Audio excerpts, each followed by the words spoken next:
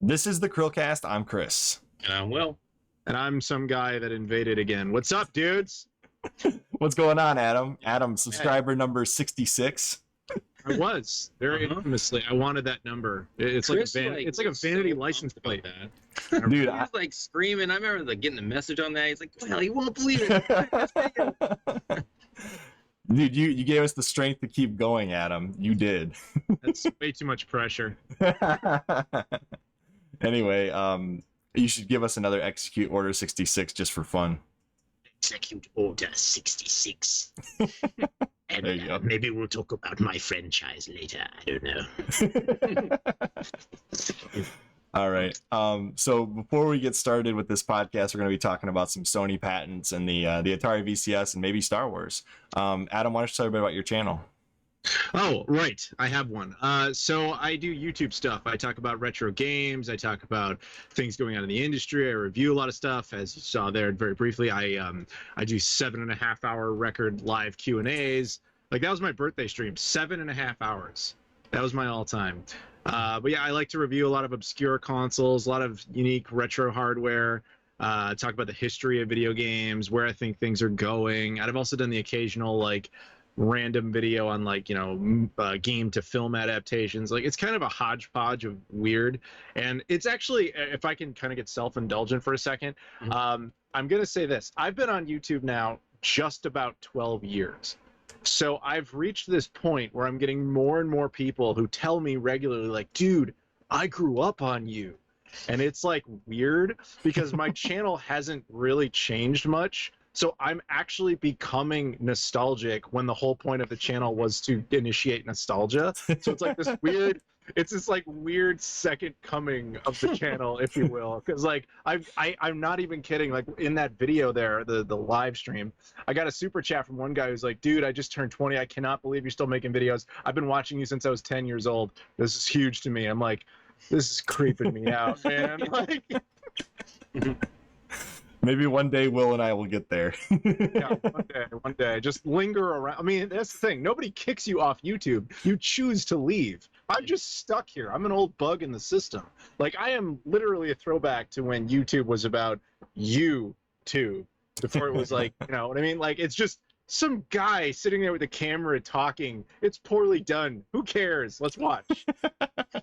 Some guy's talking about a NUON and trying to get a prototype game re-released. Dude, all right, you want to hear something weird about that? So there's a company that made a game called Iron Soldier 3 for that thing. I didn't put much thought into it other than when I talked about it in the video. They reached out to me today telling me they intend to do an officially licensed re-release for the NUON. And they were asking me to help like spread word of that because they're like, we can get 100 people to sign up, we'll print more copies of that game. I'm like, oh wow. Okay. So I tweeted about it. I'm like, what is this? What is this world? Like, hey, I retweeted it and I copied Hard for Games on there because I figured they would be interested too. Oh, that's right, you did. I remember. Thank you. Yes, you supported me supporting them. I try, Adam, when I can. It's just, isn't that bizarre though? Like that we live in a point where somebody's like, yeah, you know what? There might be money in reprinting a NUON game. I feel the same way about the Vita though, because it's about to die, and I'm like, more games, please. That's a different one altogether. But... Yeah, it is. It is. That is true. Yeah. But I am that passionate about that system in particular. So I wonder if that's a segue. Kind of. Yeah. It is kind of. Interesting. So the first quick topic we have here, because we've got quick topics that end up either being quick or not quick, who knows. There's an official Sony patent that is pointed towards the possibility of a dual GPU PS5 Pro console incoming. There are some varied rumors on this because I've heard some people talking about it saying, well, no, the dual GPU thing is like more of a PS5 Slim that'll have a lower power GPU to do like weaker games, and then like the higher end GPU where it'll be blowing the fans like crazy and it'll be a little louder than the standard PS5. And the other one says, no, this dual GPU system is to have the original PS5 GPU and also this high end GPU. So I don't know, but that's what the kind of people are saying. So what do you guys think about that? Do you think a PS5 Pro is too early to be here at this point? Yeah, I think it's going to be insulting if they're already announcing it, because why didn't they just hold it off for a year? Because no one can buy it anyway, and release the more powerful system. Yeah, this is kind of one of those things where we just don't have enough information at this point. I mean, this could be, yes, they're materializing some sort of superior PS5. This could be some sort of slight hardware revision. Sony is known for doing that, where even though the console externally looks the same as it always did, under the hood, they're constantly changing things. This is not the first time we've seen something like that. But it also is possible that this is just them protecting their interests by patenting something they have no intention of releasing. Yeah. So the truth is we can speculate all day, but really the truth, we don't know. We don't know. If it is the PS5 Pro, then damn Sony, like already, like you made like 47 PS5s and you're already ready to move on to the next one. That's for the next 47 they drop. They'll be the pros. Then there'll be the elites, you know. It'd be like the Xbox 360 all over again. Yeah, I can't wait. So the second thing, I guess this is somebody already kind of squashed this when I tweeted about it, but the Atari VCS has quietly been delayed for like 99% of orders. Well, maybe not 99%, probably like 90%, but the original backers are getting it still. Somebody corrected me. They are not delaying the initial shipment. That's already going out. The fulfillment for the rest of the people that are not in the initial order, which is basically like your Indiegogo, and like some of the original pre-orders when it first dropped on either GameStop or whatever websites it's been on, those people are still getting their orders now. And I've seen some people confirm on Twitter, they posted their pictures, they've got it confirmed, the order's coming. But the rest of everybody else, if you were to buy one today, you're not getting it until I think April next year. So it is delayed, kind of. Segmented, delayed. Well, the good thing is it's not really delayed for anyone because who bought this? I was gonna say exactly the same thing. Like, I'm more interested in that Nuon re-release than this. Like, you know what I mean? Like, I think more people ordered that too. I have something interesting to show you though. You know what I mean? But yeah, I've actually seen one actually demoed. So like a physical one demoed by a developer on YouTube. I don't know if you saw it. No. Atari VCS. I think it's Utopos. the thing is, Chris, like I would have forgotten about this system if you didn't keep bringing it up to me. same. It showed up in my Discord where people reported the same story. Like, it got, you know, delayed again, and I was like, it still exists? Yeah, Like, there are still people thinking this is gonna happen, or It's actually playing games. No, they have it right here. See, there's the physical system. good for them. Live it Yeah. up. You know, I'm just saying, at least we weren't lied to. They actually are releasing a system, despite the fact that it's way too expensive for what it is. Yeah. I've heard some people saying, like, as an emulation machine, this could be really interesting, like, but not for $400. Yeah, but also, I mean, okay, so that argument probably held a lot more water until like a week ago when we realized the Xbox Series S and X could do that in a far superior fashion, and people will already own them. This thing is kind of going for like Mattel Hyperscan territory, where people think like, oh cool, it's going to be, it sucks on its own, but it's going to be an emulation machine, and like two people get behind it and then realize it's totally pointless. Like, who's going to bother with the devs, you know, like the development for making emulators for this thing when nobody owns it in the first place?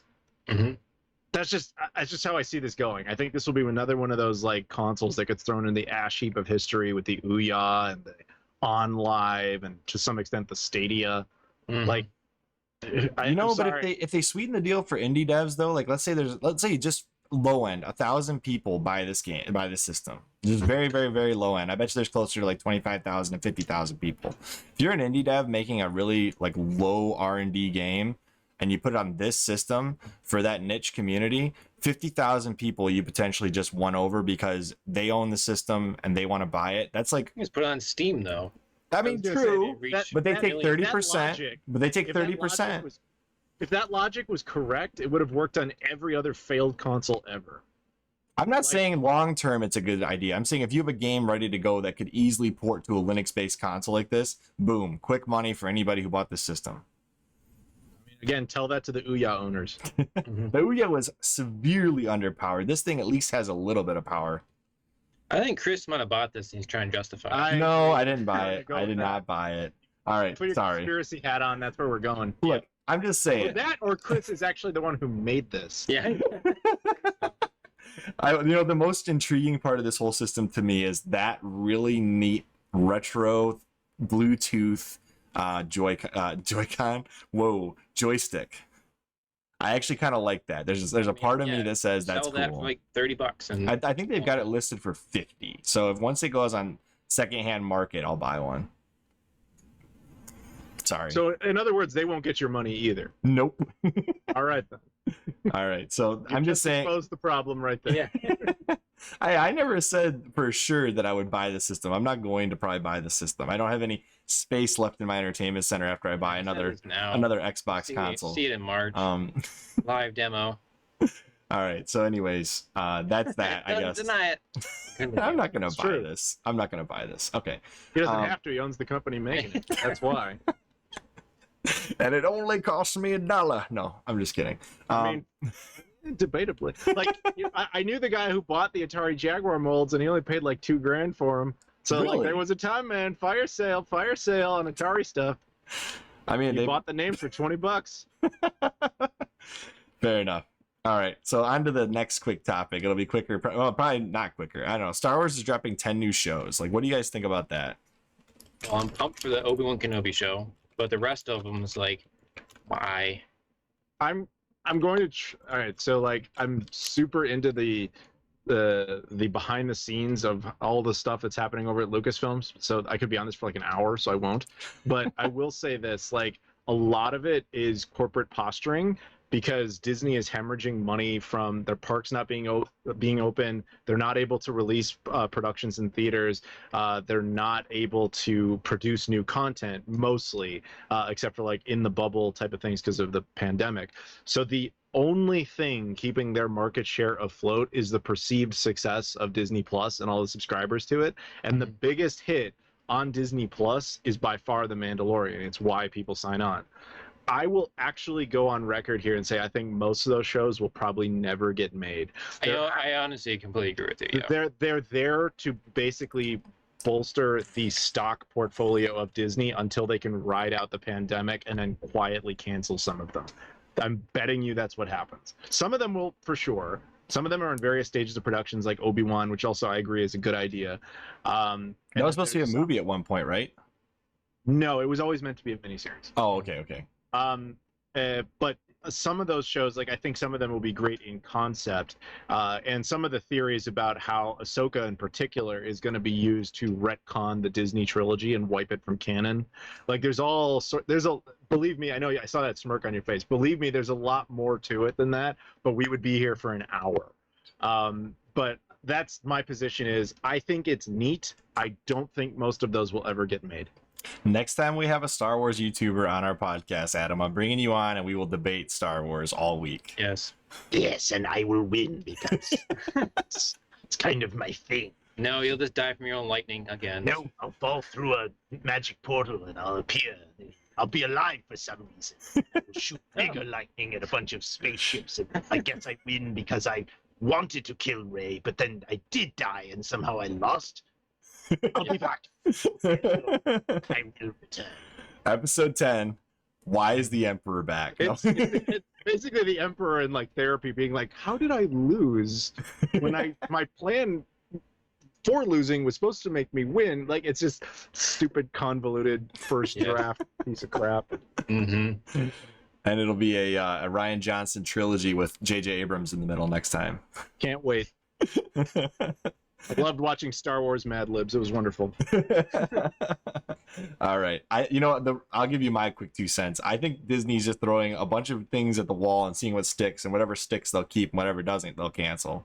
So kind of the same idea. Yeah. All right. I guess I didn't add anything to the conversation. My bad.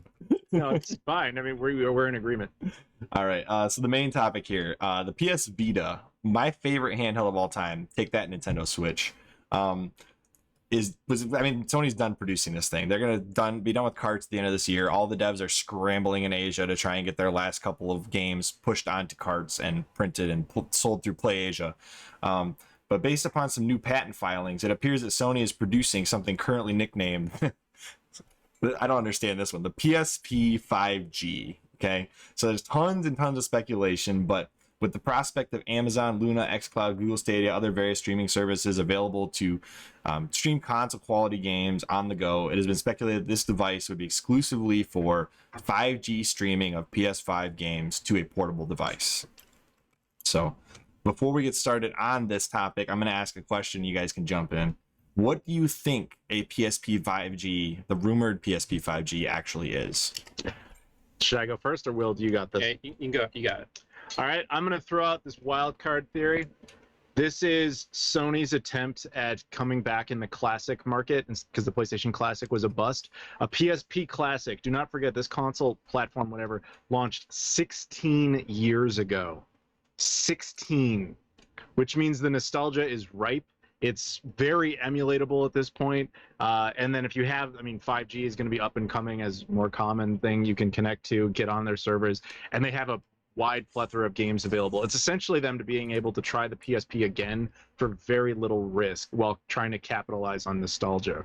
Mhm. That's my wild card idea. I actually like My that gosh. idea. I'm actually very excited about that concept. What if they just sold like a peripheral and had a PS Now service on the phones for PSP games? Possibly, but I'm thinking if it's some sort of hardware thing, it's just a PSP Classic. You can glorify it that way. That's what Fair I'm enough. thinking this is. But the difference being that it has some sort of online connectivity, so you're not limited to the games that are stored on it, other than, of course, hacking and all that.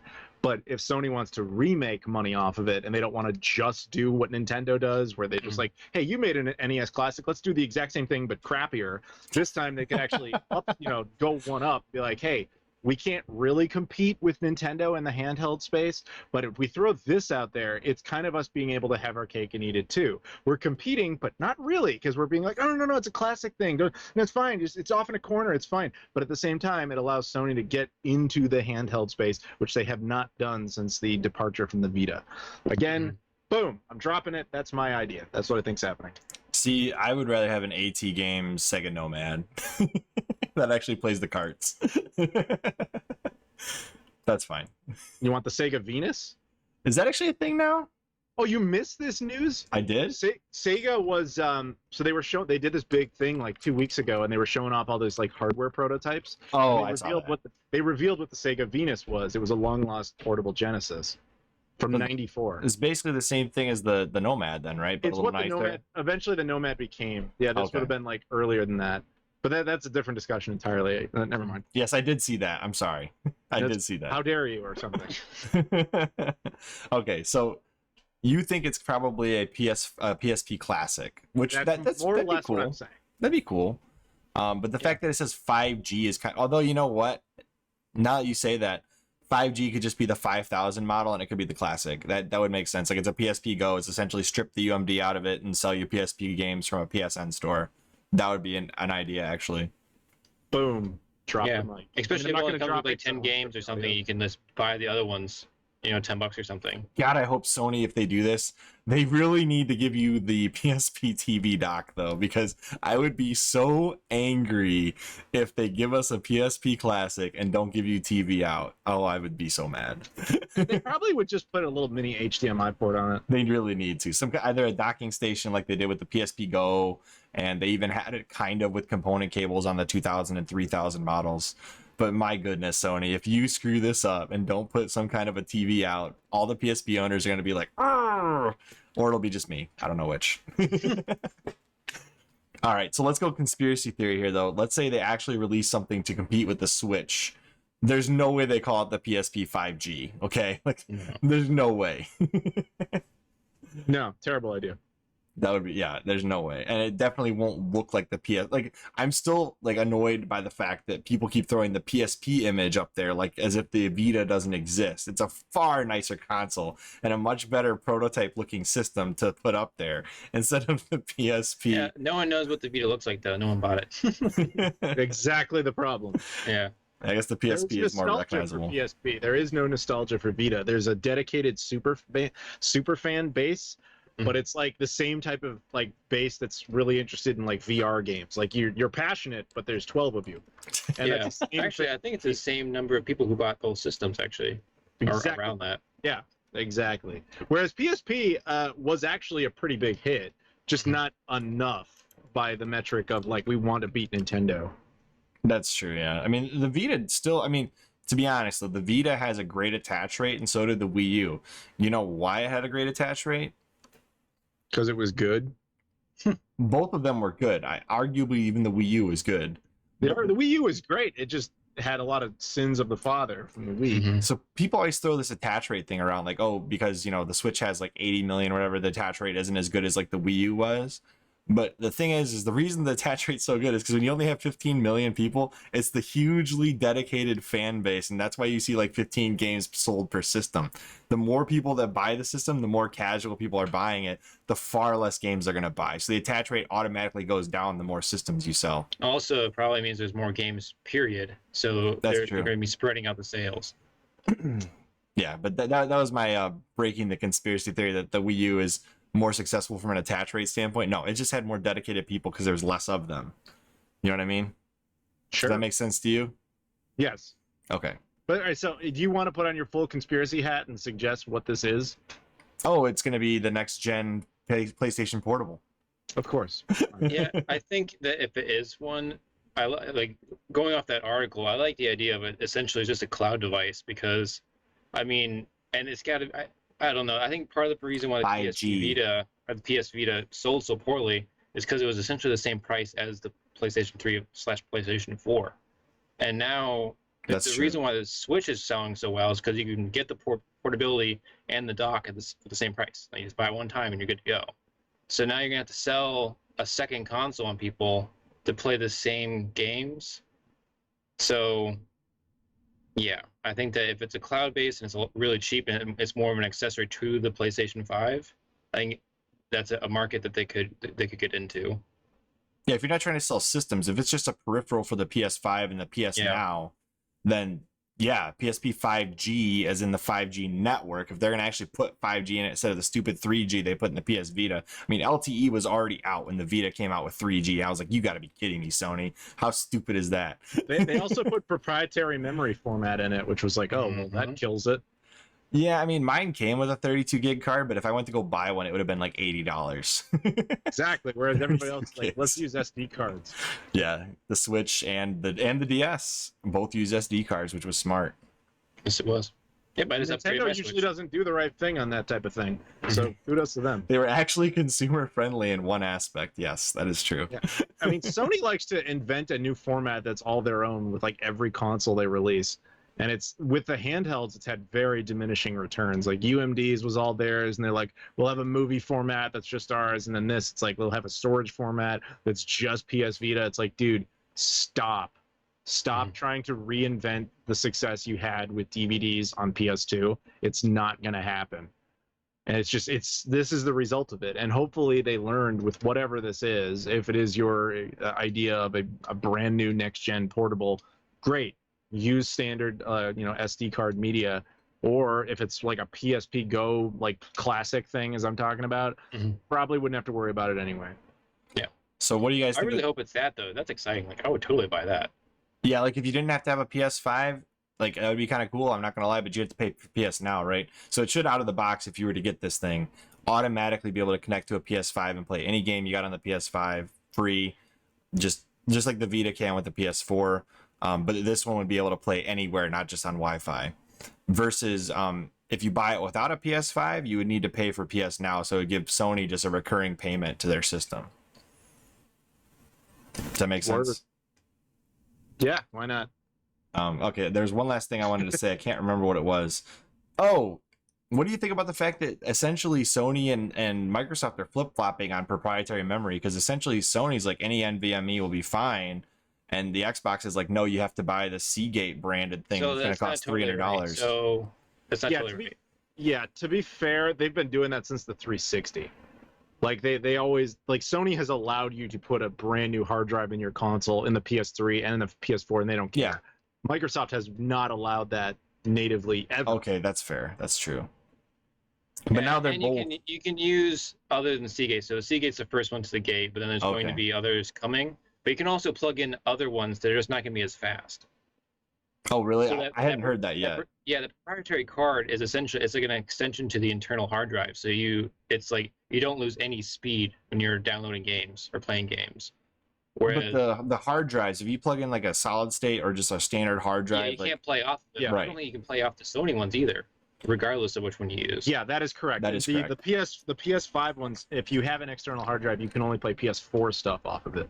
Yeah. It's the same exact thing with Xbox Series X. I have one, and I have an external hard drive, and it allows you to archive Xbox Series X games, but it says like, hey, if you want to play this, you got to throw it onto the internal memory. but it'll let you play Xbox One, Xbox 360, original Xbox. I don't have the PS5, but from what I was reading, it doesn't even allow you to archive PS5s on an external storage device. Gotcha. Is there a reason to get? Okay. For the current lineup of games, is there any reason you would get a PSP 5G right now, given that you would only have PS Now and PS5 games accessible to it? Me, no. No. But I didn't even get the Vita. You're not a portable guy though, other than the Not Switch, at all. are you? So like, I'm terrible to ask this question to. Yeah. Will, what about you? No. Not yet. I'm not a huge portable guy either. Like the Switch sold me because I can do both. So if it's something like what you're kind of describing, where I can get all the PlayStation 5 games on a maybe not as nearly as powerful system, obviously it's not gonna be as powerful, but not as powerful system, and they don't look nearly as good, but I still get the games, I consider it. Well, I mean, think about it this way, right? All of the processing power is essentially handled in the cloud, like xCloud, right? Or your PS5 at your house. Those two things would be processing the games for you, versus like they won't have to put any internals that would be significantly difficult to procure As long or as they put learn it from together. Stadia. Yeah. Well, Stadia requires a phone and a controller. This would be a full-blown portable gaming system that would not require any additional peripherals, which would actually be pretty convenient as opposed to Stadia and Luna. Like that's what Google should have done, is sold you a portable device with a screen on it that would automatically connect, and you'd never have to worry about it, because they already have Google Fiber and Google Fi. If they could have just put a Google Fi plan on that thing, boom, Google controls the whole market on the console.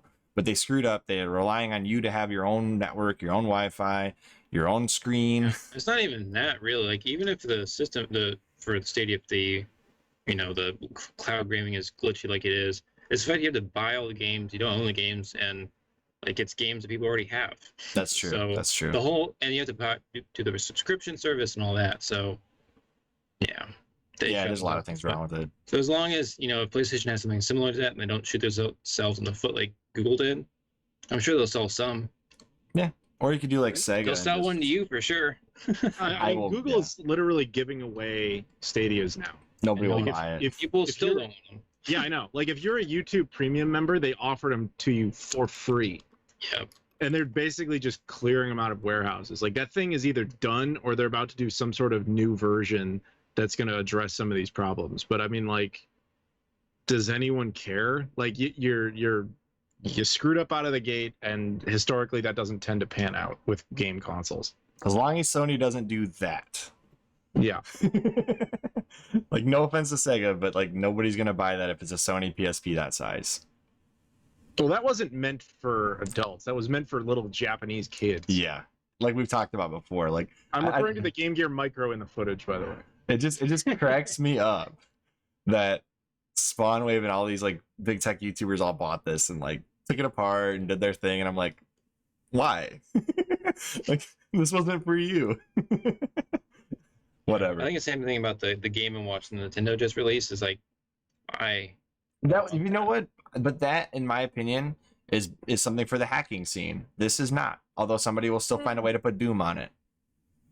well, it's like I just play Doom on my computer. Why would I need to buy a second device? It doesn't matter. Somebody put Doom on a pregnancy stick. Someone put Doom on a McDonald's cash register. So like it's very doable. That's more like the challenge of it at this point. Yeah. But essentially, if you can get Doom to run on a Game Gear, then it can run on that. Yeah, that's true.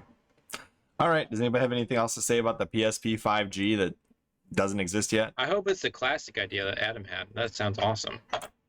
With a wireless shop, I would love it. If they And I could just resell came up me. with that on the fly. That's a Yeah. great idea. They should hire you because that's an awesome idea. Thank you. All right, Sony, you can't use that idea unless you talk. Yeah, to me. exactly. That's Trademark it real Otherwise, quick. Will is gonna throw down. This thumbnail is gonna be Adam like PSP Classic, and it's gonna be like this. Right above. Gigantic. You got to make one of your the RGT85 surprise face for me. Like, That way I can I got it on my camera on, but I did the pose. All right, I'll just clip something out of one of your videos and pretend that you did that then. Legit. All right. As always, I'm Chris, And I'm Will. I'm still Adam. and we will see you On next CHRILLCAST. Bye, guys.